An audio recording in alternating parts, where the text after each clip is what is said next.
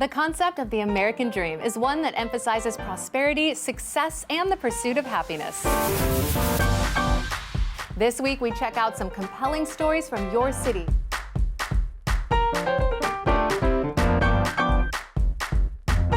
And visit a few outdoor locations in Las Vegas, North Bay, Santa Barbara, and St. Louis.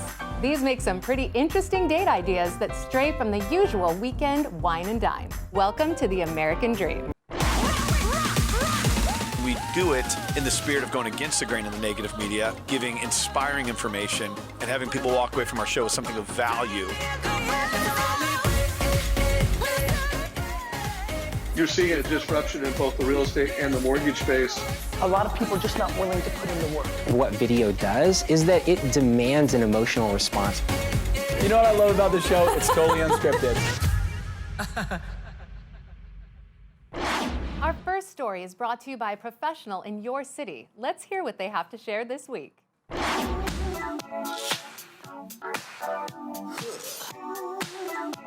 Hey, what's up, American Dream TV? We are in Pioneer Square in Seattle, and today we're going to do a little something different. We are here to support the Crohn's and Colitis Foundation, and we are going to party on a bike. It's an indoor spin bike race that's going to raise money for the foundation. At Keller Williams Realty and with Barb Pexa and Associates, we are a culture of giving back and sharing and supporting our teammates, local causes, and our Director of Operations, Terry, chairs this event, so we're going to go party on a bike. Go.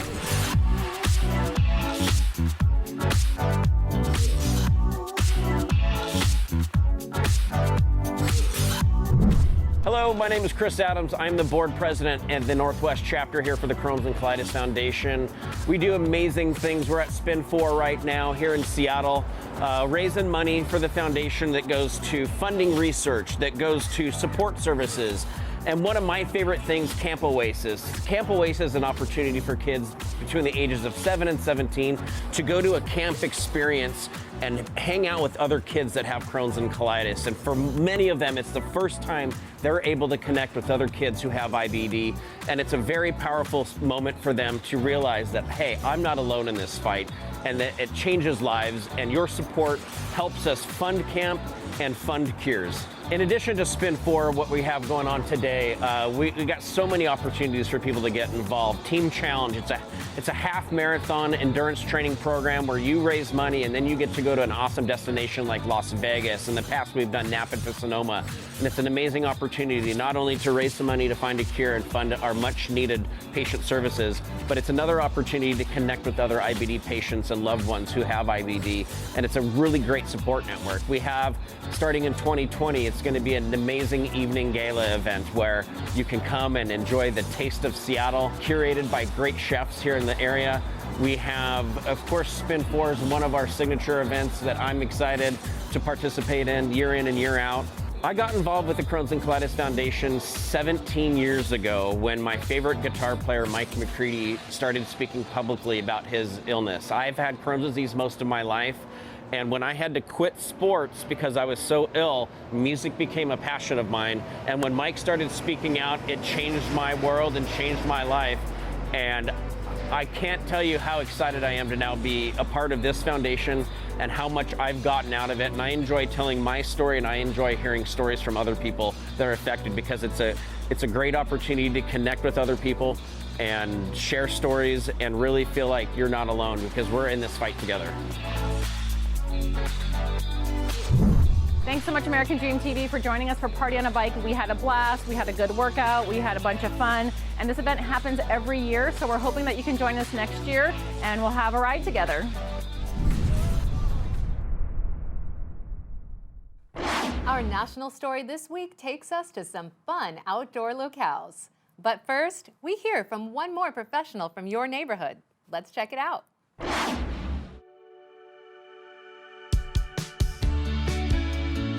Welcome to this week's episode of American Dream TV Seattle. Yeah, this time we are going to do something different. We are going to take a boat tour with you, actually show you Mercer Island and Lake Washington, of course, one of my new listing, a very great development opportunity in Mercer Island.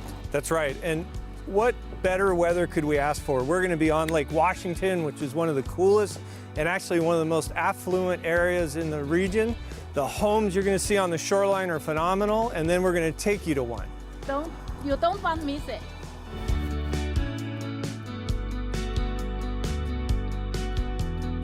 Hi, what a beautiful day on the lake. Actually, now we are in the northwest shore of Mercer Island.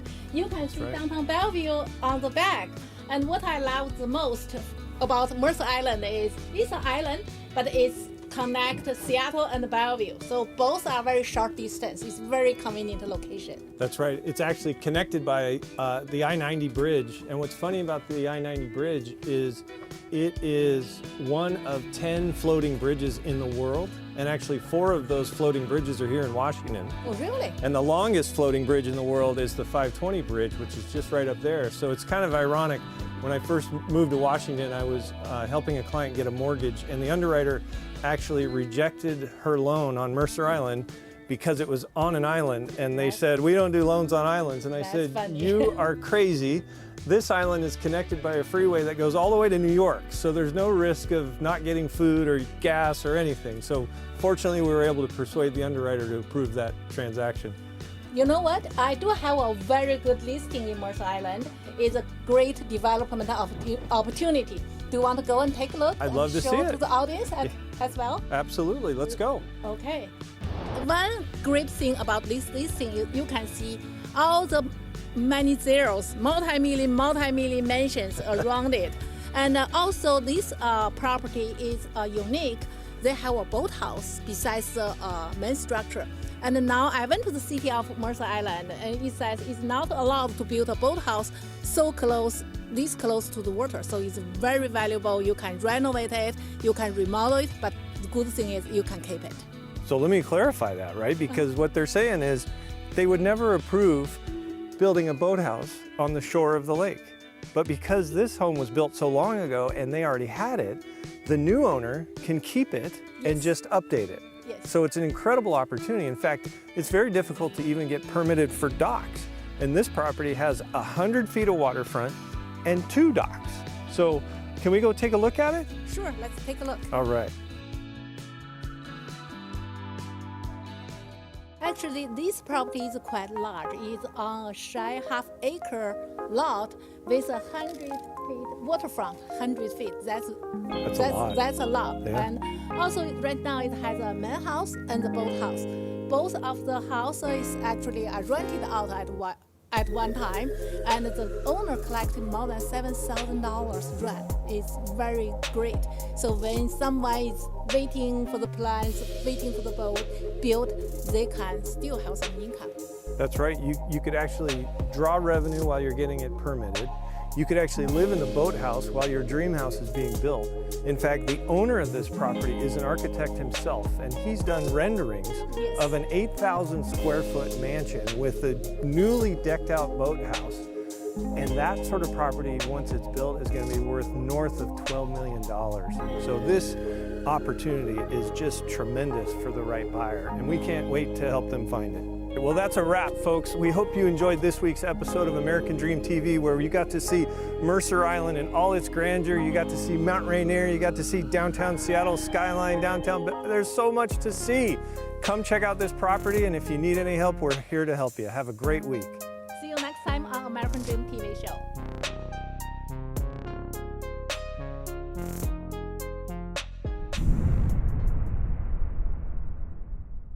I hope you learned something interesting about your city and enjoyed the local content. Up next, we head to Las Vegas to check out a 100-year-old orchard with Laura Harbison and Bill Gaylord. Bill! Bill, I'm lost! I can't find you! Where are you?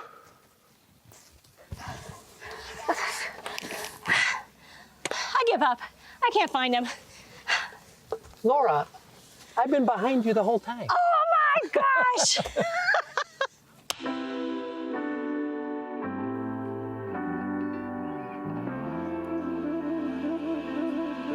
Bill Gaylord here with Laura Harbison, broker owner of Realty Executives Southern Nevada Properties. And Laura, where are we today? Today we are at Gilcrease Orchards in Las Vegas. Absolutely amazing, amazing place, icon of Las Vegas. Been here 100 years. We need to go find Mark, who's the manager, to show us around. And where's Mark? He said follow the donut signs. The donuts? So let's go. Let's go to the donuts. Hey, Mark, thanks for having us today. Are you ready to show us around? Let's do it. Yeah, this place is crazy, huh? Mark, this is a madhouse. There's people everywhere. It is. I can't wait to see it. So, Mark, these are the Pink Lady apples. That's correct. These are our latest apples of the season. Okay, so you've had apples since around, what, May, you said? No, apples in July, and then there's a break, and then we have them again in October. Okay, so then the fall and the spring are your busy times. What happens in the spring? So in the spring, we open up in March, and we have asparagus, which is very delicious. And we have carrots, beets, and leafy greens, and other things like that. So the kids can come and pick their own carrots and all too? Right. Okay, kind of like a little treasure hunt where they can see what size they can find. Right. You know, so I really miss that hayride. Is there any chance that we could do that today? Sure. All right, let's go do it.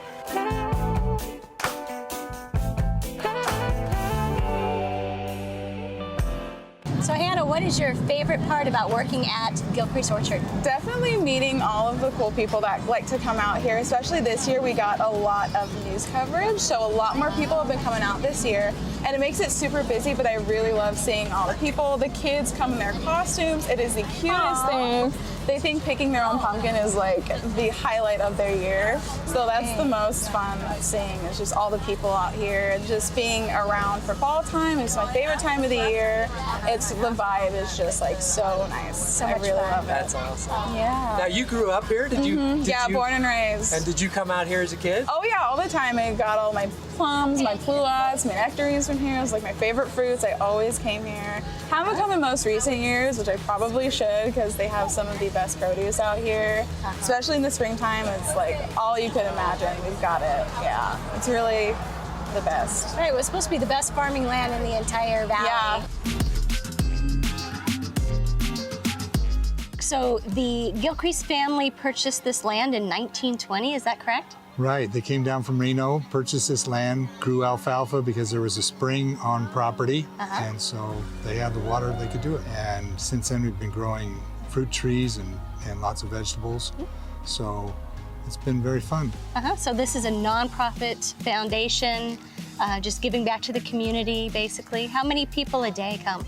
So it depends on the time of year, but we get school field trips Monday through Friday, and usually in the spring and the fall, we get about 300 a day that come through here. Wow. And so about 12,000 kids a year in organized school field trips, plus when they come with their families on the weekend. Right. Yeah, this place is hot. It's Tuesday morning and this place is hopping. Yeah, it's busy. I can't believe it. Busy place. That's great. Well, let's, I think I'm gonna go find your pumpkin patch.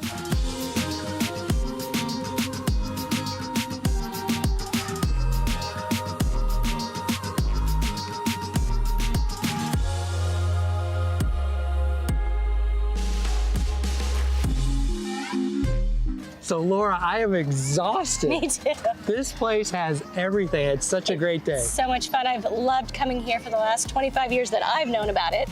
And my kids have loved it, and I've really enjoyed introducing you and all of our viewers I'm coming back. Gilcrease Orchard. So. I hope you enjoyed our last segment and feel inspired to check out an orchard in your neighborhood. Next, let's head to Suisun Valley, California to check out a vineyard and winery with Scott Loney and Alicia Worley. I love touring wineries, and I have a feeling you do too. Let's check it out.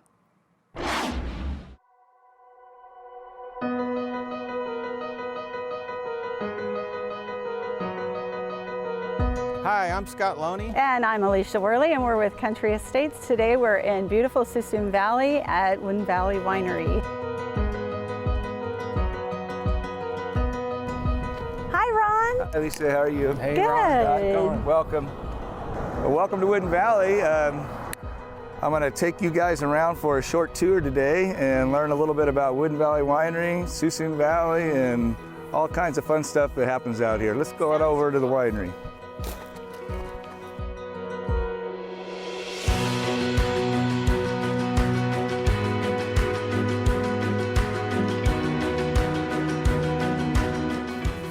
Well, we just entered our fermenting cellar, and in this building is where we ferment all of our red wines. Those tanks back here will be all full of red wine. Some are full right now fermenting because we are in harvest. And then this piece of equipment behind me is our press, which is a newer piece of equipment that we've had for about 4 or 5 years. Right now we're in harvest, so it's a super busy time, but a great time to be visiting. So I always encourage people to come out and visit the winery. If they see my brother destemming some grapes down here, come on down and check it out. You said earlier you want to try something coming out of this press. Well, there'll be some juice coming out in a couple of days out of this press. Cool. Stop by and see that. So this is in the fermenting cellars where we turn grape juice into wine.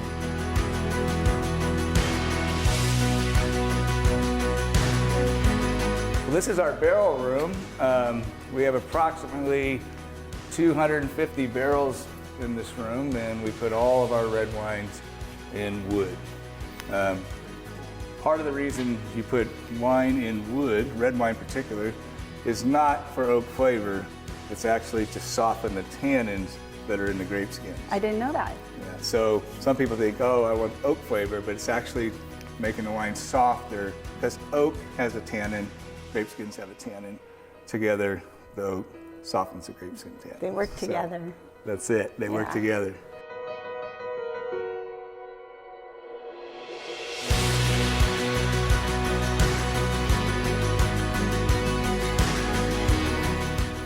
Well, here brought you out to our demonstration vineyard that we have at the winery.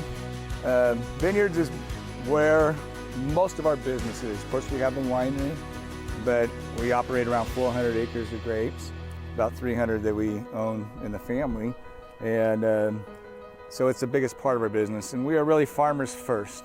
So even in the style of our wines, we want them to be fruit forward. We want to taste the grape.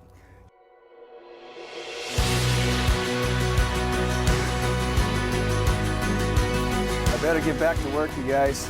It's harvest time. I want to thank you so much, Ron, for taking the time to give us the tour. Welcome. Yeah, as you know, I'm passionate about Suisun Valley. I think it's got a lot to offer. We are too. We need to let people know. So. Absolutely. Thanks for helping us get the word out. There you go. Thank you, and thanks for thinking of me. Yeah, absolutely. Thank you. Have a good one. Okay, now we're going to take a stroll through the vineyards to our featured listing at 2417 Morrison Lane. Come on.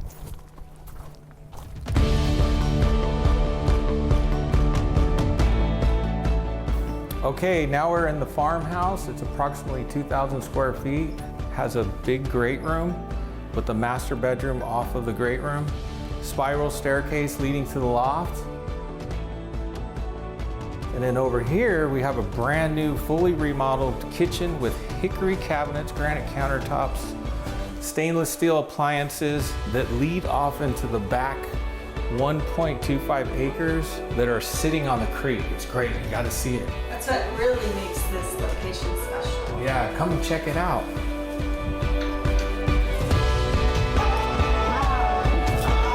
Yeah, isn't this awesome? You're on over an acre. You got the vineyard right here. Even though you're on over an acre, and you've got surrounded by vineyards that are on 10, 20 acres. Some of them are across the street are 180 acres. You don't have to maintain them, but you get to take in the view, right? It's awesome.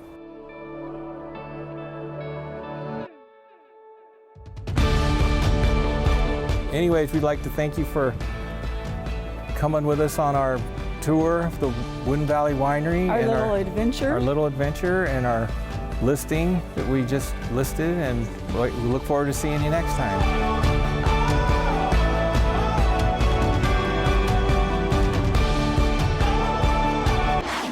I love the quaint appeal of small town living, farm culture, and the beautiful wineries these communities have to offer. Up next is another winery in a small town at the north end of Santa Barbara County. Let's check it out with Amy Baird.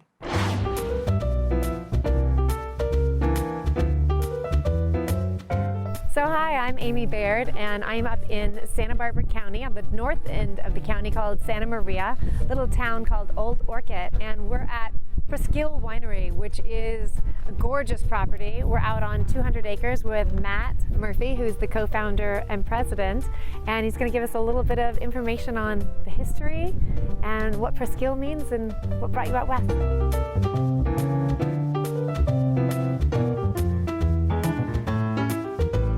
So we're here at Presqu'île Winery.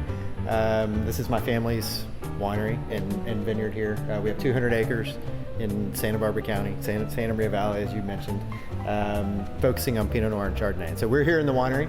This is the red wine floor, red wine tanks behind us, and we're just wrapping up harvest as we speak. So kind of a good time to be up here. So the piece of property that we're on has a lot of undulation, rolling hills, a lot of elevation change, and so we wanted to play off of that in the way we designed and built the winery and tasting room. And so the winery sits up top at about 1,000 feet above sea level, connected underground to the cave and the tasting room. And so it's all gravity flow, and that's an ancient way of making wine before, you know, pumps and electricity and all these things, modern conveniences existed. Yes. This is the way wine was made. It'd be great to go ahead and take a tour of the winery, and you can show us around what's happening in the vineyard since you've already got most of the wine harvested. There's a little bit of grapes still out there, and see where we are. Sounds good. Thanks.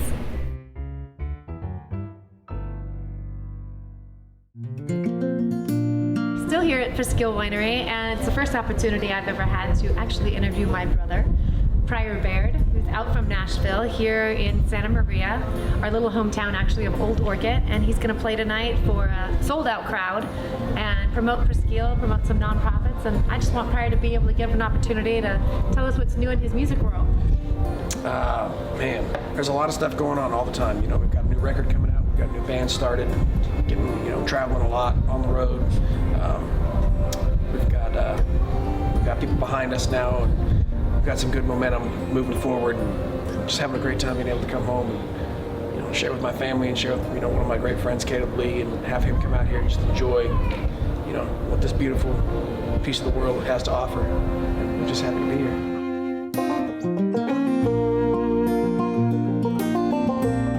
That's what it's all about, keeping it all together. It takes a village to make anything happen. This is the best village I know about. That's the truth. And it's great to have family here that we get to see you in your visit, get to see you in Nashville. Love you, bro.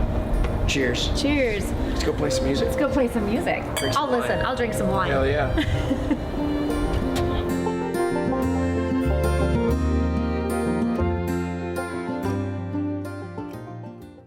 Last but not least, Brandy Dudenhoeffer takes us to a zoo that started as a family-owned farm, full of cute animals and a short drive from St. Louis, Missouri. Let's check out Big Joel's safari.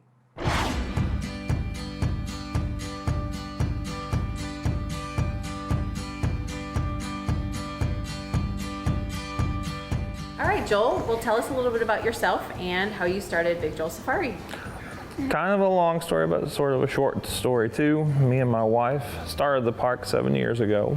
We live here, it's a small operation, but I was an animal science graduate from the University of Missouri, and I've always wanted to be a zookeeper, and that seemed to be the best way to achieve those things until we finally figured out we'll just start our own zoo instead of working for another zoo.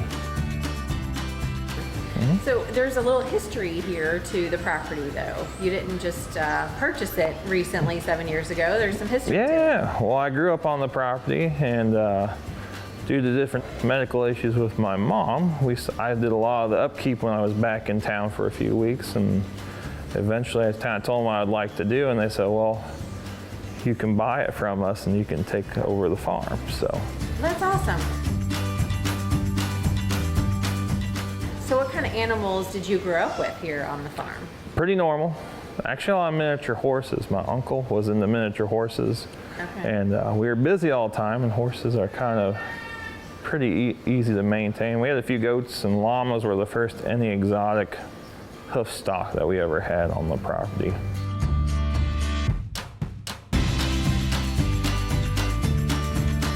And so we have a lot of animals that we highlight that we just really like, and we think the public, and it's kind of worked. So you can get a lot, even though you can't touch a lot of the animals here, or some of the animals, you can get pretty close and get up close, see what they look like, sometimes see what they smell like. So, you know. I guess that's a perk or not so. Oh, it's not that bad. But that was truly what your design was to make sure that the encounter that your guests have is that they can get a little closer to the animal. Yeah, because at no point are the animals stressed. A lot of these guys are raised either from a small age or we've come across, we like calm animals that can be easy to work with, for us to work with, and so they really don't care if the public's there sometimes, you know. They're not stressed out. Okay. So here this says education station. What is this space here? When we're open every hour, we have a few reptiles out here that kids can touch and feel. We have usually a tortoise, a snake, and an alligator we bring out.